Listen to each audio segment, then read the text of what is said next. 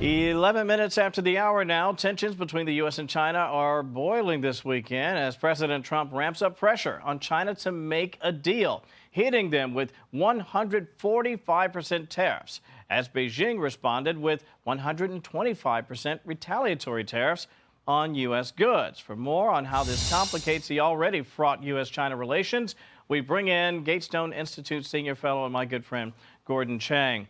I could listen to you talk all day because unlike most people, you actually, I think, understand with incredible precision the stakes here. It's not just, Gordon, if you'll pardon me for saying, an economic circumstance. It's about resetting the table because there has been a bad economic actor, despite the fact that they're in the WTO. Yes, China, since its accession to the World Trade Organization in 2001, has been consistently violating its pledges and its obligations. And it's continued to do so despite years and years and years of pleading by American presidents to get China to the table. This is unfortunate, and I think that really it says the United States needs to change the international trading order, which has crumbled. And President Trump is doing that by negotiating with these 75 plus countries. And the end result will be to isolate China. The United States has the tools to do this. We are the world's largest consumer market. Everybody needs to sell things to Americans. President Trump understands that, and I think we'll get this done. Well, certainly, I think from a consumer perspective, from an investor perspective, you want to make sure this thing gets done. And I think ultimately China comes to the table. How they do that or how they go about doing that is anyone's guess. Here's the Secretary of State, Marco Rubio, talking about tariffs. Get your reaction afterwards. We lived in a world where Chinese companies can do whatever they want in America, but our companies cannot do anything over there unless they allow it, and even then they steal our stuff and reverse engineer it. So just reordering all of that has dramatic implications on peace and security of the world.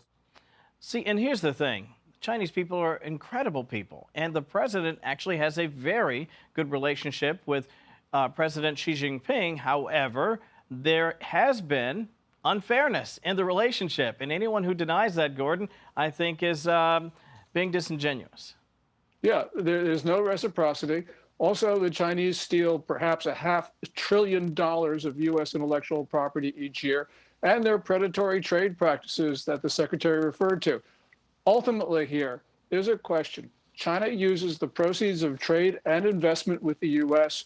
They do that to build a military, which is being configured to kill Americans.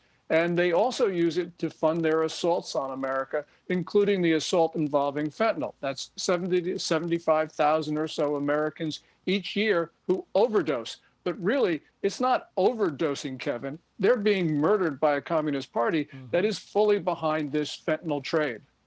And they're young, working age often, younger people, people who could be contributors to society and to the labor market, and it just doesn't seem to phase their leadership that this has been happening for quite some time, although I've heard the lip service that they're working on it, but obviously the proof's in the pudding. Let me ask you this, though, if you don't mind. There's a headline out there talking about China acknowledging its role in infrastructure hacks. It's the little things like that, Gordon, that have me concerned about the stability of the regime. Should the administration be concerned about the footing that President Xi is on? Yes, because we've known for decades that China has been hacking our critical civilian infrastructure. That's not news. What is news from this November meeting that was just reported by the Wall Street Journal is that the Chinese actually openly admitted it to American officials.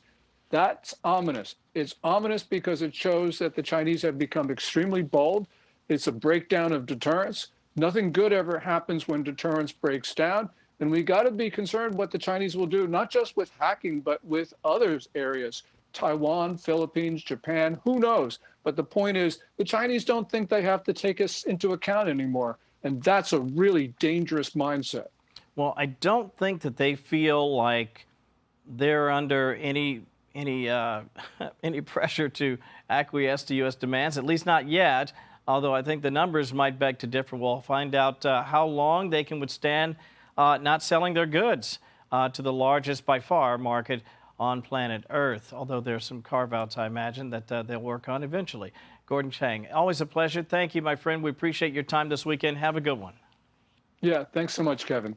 Hey, it's Will Kane. Click here to subscribe to the Fox News channel on YouTube. It's the best way to get our latest interviews and highlights. And click to subscribe to the Will Kane podcast for full episodes right now.